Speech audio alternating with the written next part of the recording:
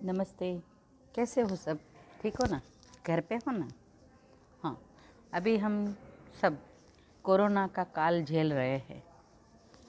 Corona के समय में हमारे विद्यालय भी बंद है। तो ऐसा तो नहीं ना कि विद्यालय पढ़ने नहीं आते पर कहीं घूमने चले जाते हैं। ऐसा नहीं करना। अगर ऐसा करते हैं तो गलत बात है। अगर विद्यालय में पढ़ना अभी सरकार की जो गाइडलाइन है उसके मुताबिक बंद है तो कहीं जाना आना भी नहीं है, घर पे ही रहना है। और घर पे रह के भी हमें हमारा स्व विकास करना है। हम योग करते हैं, प्राणायाम करते हैं, साथ में पढ़ाई भी करते हैं ना? हाँ, करते ही होगे। हमें हमारे विद्यार्थी छात्रों पर पूरा भरोसा है। दीदी जो जो गृह कार्य आप देती है, जो जो पाठ पढ़ाती है, वीडियोस भेजती है, वो तुम अच्छी तरह से सब पढ़ते ही होगे। आज मैं तुम्हारे सामने हिंदी विषय लेकर आई हूँ। उसमें मैं जो पाठ पढ़ाने जा रही हूँ उस पाठ का नाम है, उसका शीर्षक है आचरण की पवित्रता से विजय का आशीर्वाद। हम जो शीर्षक पढ़ते हैं उसमें ही हमें पता चल जाता है कि हमारा आचरण हमारे जीवन में कितना महत्वपूर्ण है, उसका कितना महत्व है। हमारा आचरण जितना पवित्र होगा उतना ही हम विजय की ओर आगे बढ़ सकेंगे। तुम्हें प्रश्न होता होगा कि आचरण क्या? तो आचरण यानी हमारा व्यवहार। हम जिन के साथ बातचीत करते हैं, कुछ कार्य करते हैं, तो हमारा व्यवहार कैसा होता है? तो हमारा व्यवहार सरल होना चाहिए, विवेकपूर्ण होना चाहिए और पवित्र होना चाहिए। जैसा हम सोचते हैं वैसा हम करते हैं। हम अच्छा सोचते हैं और अच्छा कार्य करते हैं, पवित्र कार्य करते हैं, तो वो पवित्र आचरण कहा जाता है। तो हमें हमेशा, क्योंकि हमें बहुत ही आगे बढ़ना है जीवन में और हमें हमारे जीवन में एक लक्ष्य निर्धारित है, तो उसमें हमें आगे बढ़ते अच्छे अच्छे कार्य करके हमें भारत माता को गौरव प्राप्त कराना है, हमारे परिवार का उद्धार करना है और हमें बहुत ही आगे जाकर अच्छे अच्छे कार्य के लिए हमें सक्षम बनना है। पर उसके लिए हमें क्या करना पड़ेगा? तो उसके लिए हमें अभी से, छोटे हैं, बचपन से ही हमें तैयार होना पड़ेगा। तो तैयार होना यानी क्या?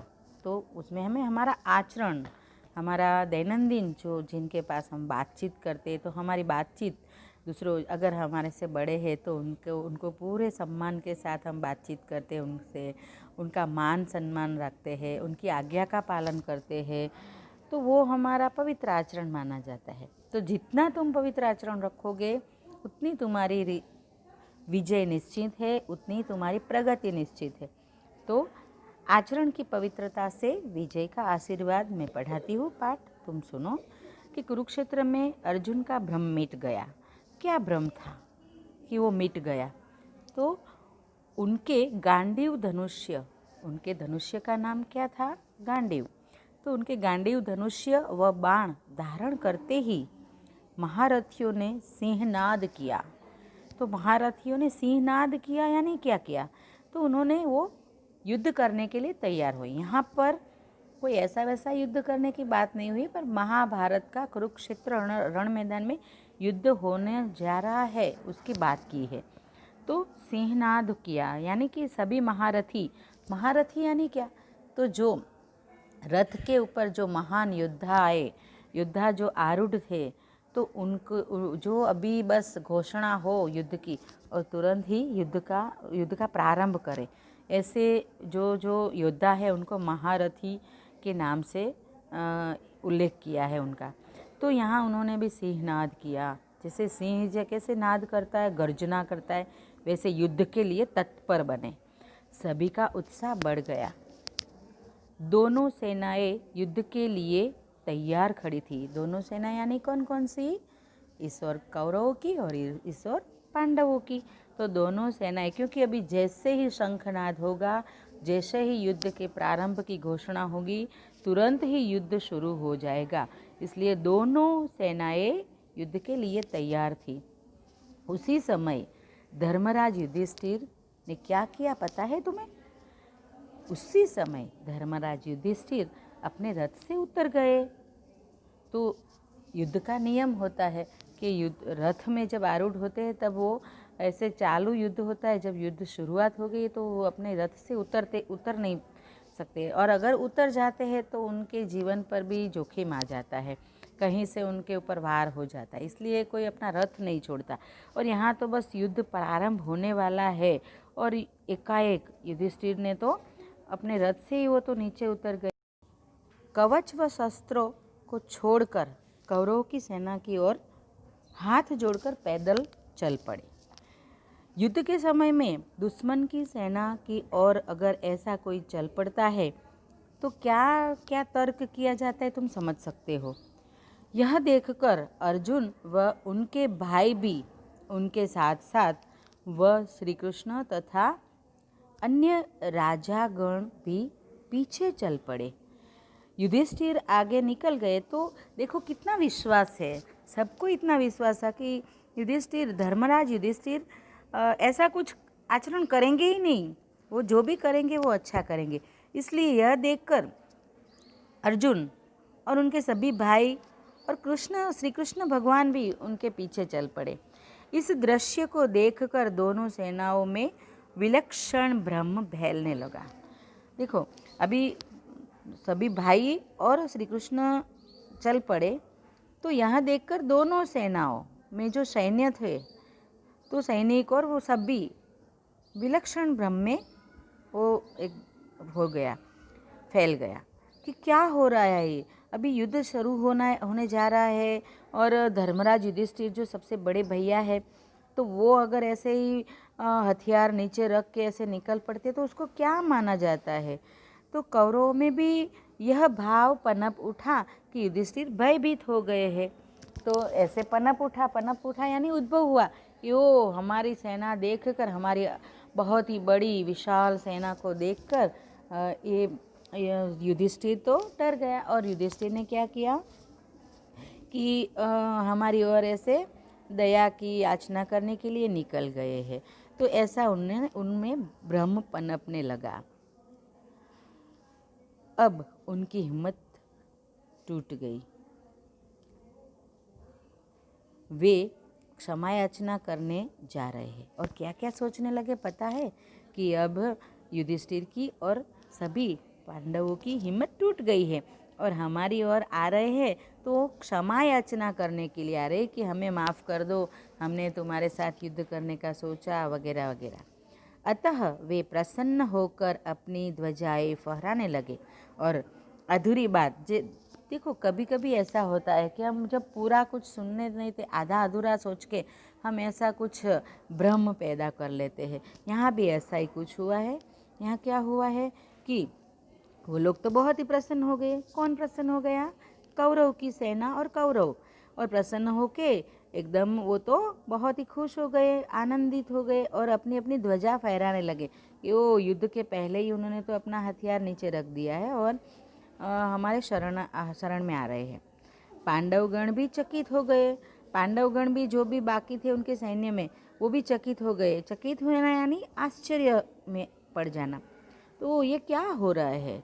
शस्त्र व कवच छोड़कर शत्रु सेना में जाना घातक है। और शस्त्र और कवच, कवच यानी क्या? तो गुजराती में बोलते ढाल, तो जो अपनी रक्षा करता है उसे कवच बोलते हैं। तो शस्त्र व कवच छोड़कर शत्रु सेना में जाना घातक है। घातक यानी कोई भी हमारे पर हमला कर सकता है और ये युद्ध के मैदान में का नियम है कि ऐसे शस्त्र छोड़ के हम जा नहीं सकते। हमारे हाथ में शस्त्र होना चाहिए जिससे हम उसको प्रतिवार कर सके। फिर महाराज युधिष्ठिर ऐसा क्यों कर रहे हैं? ऐसा सबके मन में प्रश्न हुआ। प्रश्न पूछे जाने पर भी युधिष्ठिर चुप रहे, वह आगे बढ़ते रहे। और प्रश्न भी पूछा किसी ने तो कि युधिष्ठिर जी, धर्मराज आप ये क्या कर रहे हो? आप यहाँ पैदल ऐसे जा रहे हो अपने शस्त्र व कवच छोड़कर, तो आपके लिए घातक है और आप ऐसा क्यों कर रहे हैं? तो ऐसा पूछने पर भी युधिष्ठिर ने कुछ जवाब नहीं दिया और वो तो आगे ही बढ़ते जा रहे थे। उसी समय श्री कृष्ण जी ने कहा, मैं धर्मराज की यात्रा का आशय समझ गया हूँ। क्योंकि श्री कृष्ण भगवान तो अंतर्यामी थे, तो उन्होंने क्या बोला कि मैं धर्मराज की यात्रा, जो ये पैदल यात्रा करके शत्रु के सामने जा रहे हैं, शत्रु के सैन्य के पास जा रहे हैं, तो उसका तात्पर्य, उसका आशय क्या है, उनका उद्देश्य क्या है, वो मैं समझ गया हूँ। पितामह भीष्म, आचार्य द्रोण, कृपाचार्य व शल्य उनके लिए पूजनीय एवं वंदनीय है।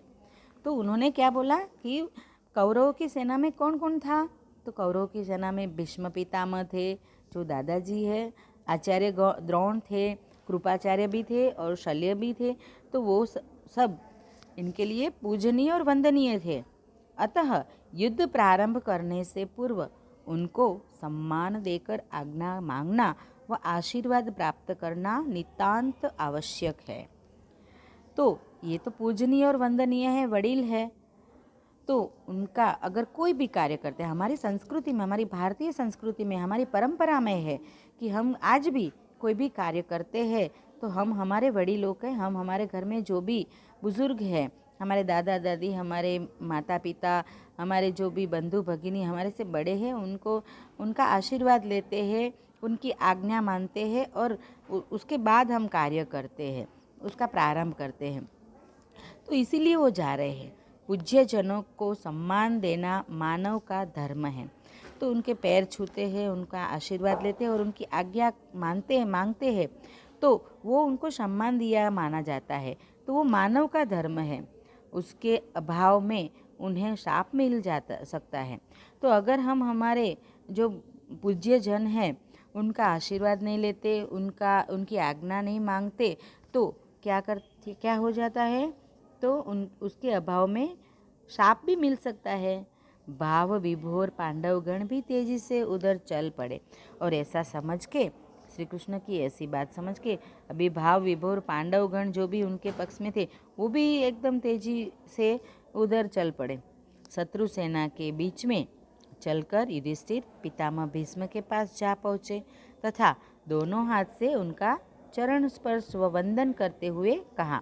क्या कहा? अभी युधिष्ठिर जी तो शत्रु की छावनी में वहाँ पहुँच गए हैं और वहाँ पहुँच के उन्होंने सबसे पहले किनको प्रणाम किया?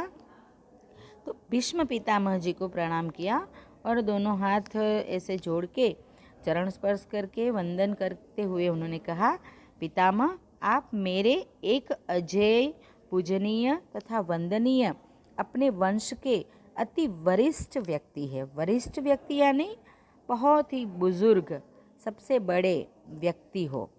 दुर्भाग्य से मुझे आपसे युद्ध करना पड़ेगा।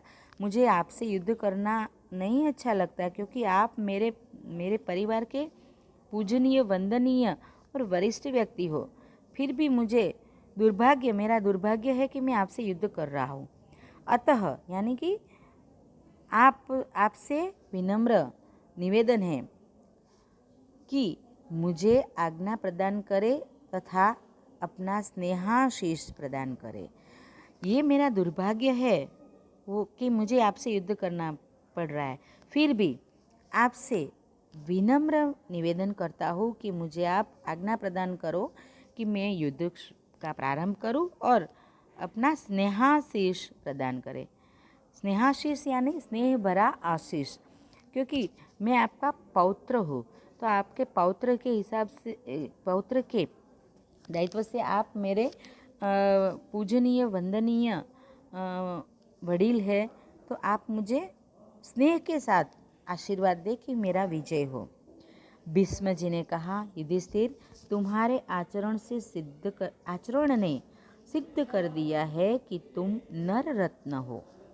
आचरण देखो कि कौन ऐसा करता है कि युद्ध चालू होने वाला है, उस समय किसको याद होता है कि हमें ये करना है? फिर भी यहाँ ये याद रखा है, आचरण में लिया है उन्होंने कि नहीं, भले कोई भी कार्य, और अभी तो मैं बहुत ही बड़ा धर्म का युद्ध करने जा रहा हूँ, तो धर्म के युद्ध में विजय होना बहुत ही जरूरी है। तो इतना बड़ा कार्य करने जा रहा हूँ, तो मुझे मेरे पूज्य जन का आशीर्वाद लेना है। तो यह एक बहुत ही बड़ा आचरण है अपने में, तो वो आज मैं करने जा रहा हूँ। तो तुम जो, भीष्म जी ने कहा कि तुम जो ये कर रहे हैं ना, वो तुम ऐसा वैसा कोई व्यक्ति नहीं कर सकता, वो नर रत्न ही कर सकता है। तो तुम नर रत्न हो, ये तुमने साबित किया है, सिद्ध किया है। यदि तुम न आते तो मैं तुम्हें शाप दे देता। तुम युद्ध करो, मेरा आशीर्वाद तुम्हें प्राप्त होगा, तुम्हारी विजय अवश्य होगी। क्या बोला भीष्म जी ने कि यदि तुम न आते तो मुझे मन में ही ऐसा होता कि युधिष्ठिर में मुझे प्रणाम करने नहीं आया, मेरी आज्ञा लेने नहीं आया, पर तुमने तो बिना कहे ही ऐसे सब आचरण में कर लाकर तुम युद्ध शुरू होने वाला है और इतना बड़ा कार्य तुमने किया, तो तुम नर रत्न हो और जाओ तुम युद्ध करो, मैं तुम्हें आज्ञा देता हूँ और मेरा आशीर्वाद सदैव तुम्हारे साथ होगा और तुम्हारी निश्चय ही विजय होगी। फिर युधिष्ठिर हाथ जोड़ते हुए उन्होंने पूछा, पितामह आपके रहते संसार में किसी व्यक्ति की जीत नहीं हो सकती, क्योंकि भीष्म पितामह बहुत ही बड़े महारथी थे, बहुत ही बड़े महायोद्धा थे। तो और उनके पास बहुत ही ऐसे धर्म के मार्ग पर चलते चलते उनको इतनी शक्तियाँ प्राप्त हुई थी कि उनके रहते तो कोई उनसे जीत नहीं पाता। यदि आप मेरा हित चाहते हैं तो कृपया बताइए कि हम आपको युद्ध में कैसे जीत सकेंगे। तो यदि आप मेरा हित चाहते हो कि मैं धर्म के नाम पे लड़ रहा हूँ, तो कृपया बतलाइए कि हम आपको युद्ध में कैसे जीत सकेंगे। पितामह ने स्नेहवश कहा। स्नेहवश कहना यानी स्नेह से आधीन होकर कहा, प्रेम पूर्वक कहा, यह सच है कि मेरे रहते विजय संभव नहीं है। मेरी मृत्यु भी किसी व्यक्ति के द्वारा संभव नहीं है। फिर भी मेरा आशीर्वाद तुम्हारे साथ रहेगा। समय आने पर फिर कभी मिल लेना। तो क्या बोला भीष्म पितामह ने कि यह तो सच है कि मेरे रहते विजय संभव नहीं है किसी की भी, और मेरी मृत्यु भी किसी व्यक्ति के द्वारा संभव नहीं है। फिर भी मैं तुम्हें आशीर्वाद देता हूँ कि तुम विजयी भव। समय आने पर फिर कभी मिल लेना तो मैं तुम्हें बताऊंगा। महाराज युधिष्ठिर उनका चरण वंदन करके अपने गुरुदेव द्रोणाचार्य के पास आ पहुँचे और उनका चरण वंदन करने के लिए उनकी परिक्रमा की। और आगे का पाठ हम कल पढ़ेंगे। आज तुम्हें इतना जितना मैंने समझाया उसमें वो पाठ को पढ़ना है। उसमें क्या कहा गया है, आचरण का कितना महत्व है, तो वो सब तुम्हें पढ़ना है। जो तुम्हें शब्द समझ में नहीं आते हैं वो तुम्हें नोट में लिख लेने हैं। अवकाश के समय में हमें मिलना है। अगर नहीं मिलते तो हमें मोबाइल द्वारा भी तुम ऐसे भेज सकते हो कि दीदी ये शब्द या ये वाक्य हमें नहीं पता चला, तो अवश्य तुम्हें आपस में पढ़ाऊँगी। पर इतना तुम्हें पढ़ना है। मैंने भीष्म पिताजी से युधिष्ठिर मिलते हैं उतने तक पढ़ाया है, वो तुम्हें आत्मसात करना है और वो बराबर पढ़ लेना है। उसमें आते रूढ़ि प्रयोग, कठिन शब्द है, वो सब भी लिख लेने हैं, याद कर लेना है। और ख़ास तो आचरण कि युधिष्ठिर का आचरण यहाँ क्या है। युद्ध के मैदान में रथ के नीचे उतरकर चल पड़ना, तो कोई भी वार कर सकता है उनके ऊपर, पर ये तो भी इतनी हिम्मत रख के वो गए। और आज्ञा हमें हमारे यह इतना सीखा, एक पेज जो हमने पढ़ा उसमें हमें इतना तो पता चलता है कि हम कोई भी कार्य करें तो हमें हमारे माता पिता, हमारे दादा दादी, जो भी हमारे घर में पूज्य जन है, उनका आशीर्वाद लेना है, उनकी आज्ञा लेनी है। अगर हम घर से भी कहीं खेलने भी जाते हैं हमारे मित्रों के साथ, तो भी हमें हमारे माता पिता को पूछना है और ऐसे ही नहीं निकल पड़ना है। सही में ना? तो ऐसा करेंगे ना, तो जो पाठ पढ़ते उसको हमें जीवन में भी उतारना है। ऐसा नहीं कि बस पाठ पढ़ लिया, वीडियो सुन लिया, आ गया, समानार्थी शब्द भी आ गए तो हमारा उत्तम श्रेणी हमको प्राप्त होगी, ऐसा नहीं है। हमें जीवन में उतारना है। तो आज से हम जो भी, भले छोटा काम हो बड़ा काम हो, हम कुछ भी करेंगे, हमारे माता पिता, हमारे दादा दादी और हमारे घर में जो भी बड़े हैं, बुजुर्ग हैं, उनकी आज्ञा के अनुसार ही कार्य करेंगे, उनका मान सम्मान करेंगे और उनको चरण स्पर्श करेंगे। अस्तु। वंदे मातरम।